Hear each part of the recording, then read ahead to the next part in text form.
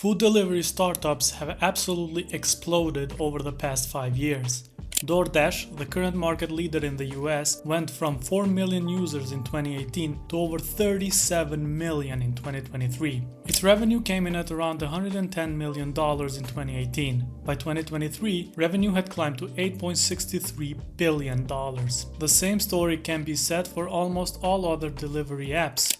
UberEats, which is the largest food delivery service in the world, saw an almost 6 times increase in users between 2018 and 2023, whereas its revenue saw an 8-fold increase in the same timeframe. This financial performance might seem like an impressive feat. However, when we take a deeper look at the industry, we begin to see that it's all just a facade. In the name of disruption and the race to market dominance, food delivery startups have created a business model that somehow leaves everybody involved worse off. Let's take a deeper look at how these companies operate and why their business model has turned out to be less effective than initially thought. Food delivery apps have a very unique and quite fascinating business model.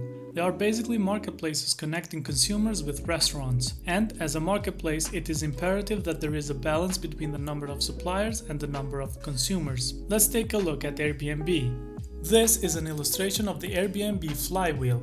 As a company gets more properties listed on its website, it will attract more customers. Increasing the number of customers means more bookings, which ultimately leads to more properties listed on the website. The service will grow as long as this flywheel operates smoothly and the cycle continues to repeat. But food delivery apps have an even more interesting flywheel. Let's take a look at DoorDash. DoorDash focuses on growing the number of restaurants or merchants using its platform. The higher the number of merchants, the more selection there is for consumers. This increased selection leads to better consumer engagement, which ultimately leads to more consumers. And as we saw from the Airbnb example, more consumers lead to more sales, which ultimately incentivizes more merchants to sign up. However, DoorDash is a three-sided marketplace. In addition to connecting consumers with merchants, the platform also connects delivery workers, known as dashers, to the system. Once we take that into account, the DoorDash flywheel changes. Now, more consumers leads to more orders, which leads to higher efficiency and earnings potential for dashers. This in turn leads to more dashers signing up for the service. As the number of dashers increases,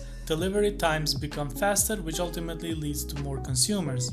This animation here shows the entire DoorDash business model. And in theory, when this flywheel kicks in, it should create economic uplift for all marketplace participants. However, this has not turned out to be the case.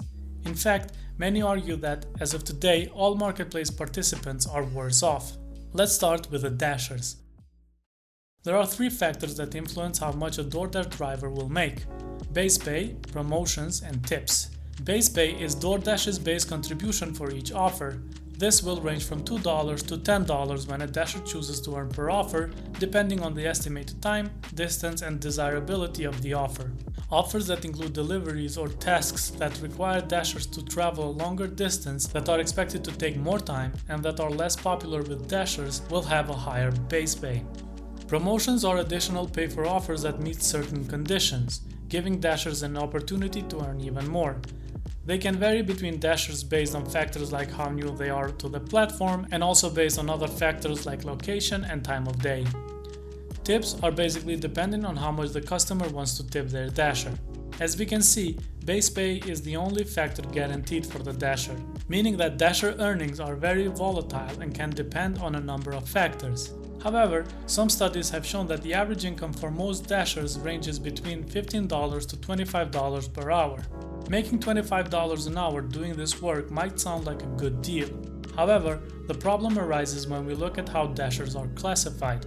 See, people handling deliveries are not directly employed by DoorDash. Instead, they are independent contractors that work for themselves, and this classification plays a huge role in their bottom line earnings. The $25 an hour figure I alluded to earlier is the top line earnings, meaning that this number does not take into account expenses like gas and car depreciation. Additionally, in traditional job settings where workers are classified as employees, employers are responsible for paying half of Social Security and Medicare taxes. However, since dashers are independent contractors, they are responsible for paying the full Social Security and Medicare taxes, effectively decreasing how much they are making. Finally, independent contractors do not have access to benefits that a traditional job might offer, such as healthcare insurance. And healthcare insurance is crucial considering that being a delivery driver is considered to be one of the most dangerous jobs in the world. Food delivery apps also have a huge impact on restaurants. There are plenty of advantages for restaurants to sign up for a food delivery app. Specifically, these apps can lead to increased visibility and additional revenue streams. However, these potential benefits come with huge disadvantages. One of the most significant drawbacks for restaurants using food delivery apps is the high commission fees charged by these platforms. Typically, these fees range from 15% to 30% per order.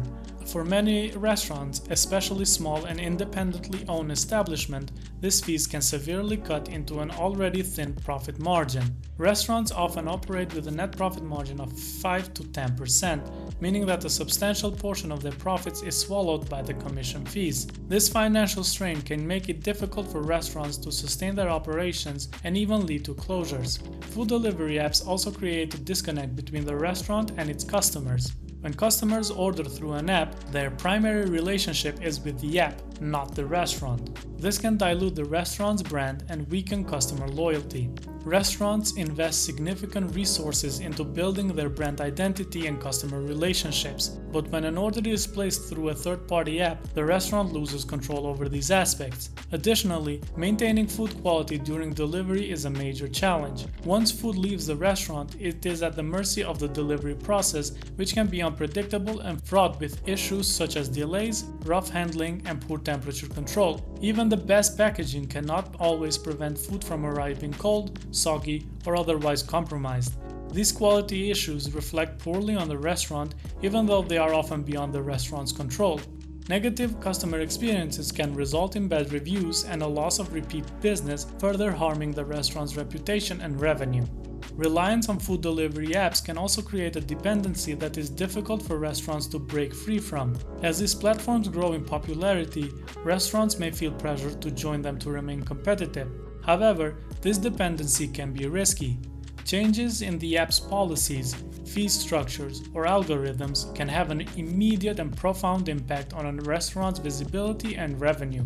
Moreover, in a saturated market, restaurants may struggle to stand out among the myriad of options available on the app, further diminishing their chances of capturing customers' attention. Seeing how workers in restaurants are generally not happy working with food delivery services, you'd think that these companies are making a lot of money. However, the reality is that despite impressive revenue growth, these companies are still losing a lot of money. This is DoorDash's income statement for 2023. As we can see, the company reported a net loss of over $500 million. In order for DoorDash to continue growing, it has to attract and retain customers. To do that, DoorDash invests heavily in marketing and promotions. This includes offering discounts, free delivery, and other incentives, which, while effective in driving user engagement, also erode profit margins. This is why the company spent over $1.8 billion in sales and marketing in 2023. Additionally, DoorDash also spends a lot of money on R&D in order to optimize its operations. The company believes that it can change its platforms to maximize the number of orders and optimize worker efficiency, and to do that, it has to spend money researching and developing new technologies and products. All of this leads to a lot of expenses, which ultimately means that the company loses money. Finally, we arrive at us, the customers. See, this entire industry would not be possible without a strong demand for such a service.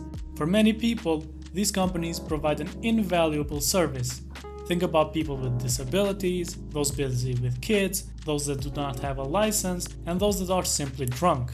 All of these people benefit from the convenience offered by these apps. However, for the majority of people, the value they get from these services has been diminishing. One of the most immediate disadvantages for customers using food delivery apps is the inflated cost of meals. While convenience comes at a price, the markups on food items and additional service fees can make ordering through these apps significantly more expensive than dining in or ordering directly from the restaurant. When placing an order through these apps, you will see a number of fees added to your bag. You get a delivery fee, a small cart fee, and a service fee, which can add up to almost the cost of the actual food itself. In addition to this, you are expected to leave a tip for the delivery driver because, as I mentioned above, they really need it. All of this does not even take into account the fact that most food is actually more expensive in the app than at the restaurant. Remember the 30% commission fee that the services charge to restaurants? Well, many restaurants decide to pass some of those costs to their customers by increasing the price of their food in the app. So, all in all, you might end up paying 3 times more than the food is actually worth. And for many people, this is just not worth it. I myself have had instances where I was feeling lazy and decided to use DoorDash or UberEats to order something. However, after noticing that I had to pay almost 3 times as much, I ended up cancelling the order and simply going to grab the food at the restaurant. Spending that money was just not justifiable to me, especially during my student years. So, where is this industry headed? Well, probably towards consolidation. See, one way for these companies to become profitable is to reduce their competition, which would allow them to charge higher prices and potentially decrease worker pay. And the era of consolidation seems to have already begun. DoorDash bought Caviar in 2019, Uber Eats acquired Postmates in 2020, and Grubhub bought Just Eat in 2021. In fact, Grubhub and DoorDash now comprise of more than 20 companies that once competed with one another. Whether we will see even more extreme industry consolidation in the future remains to be seen.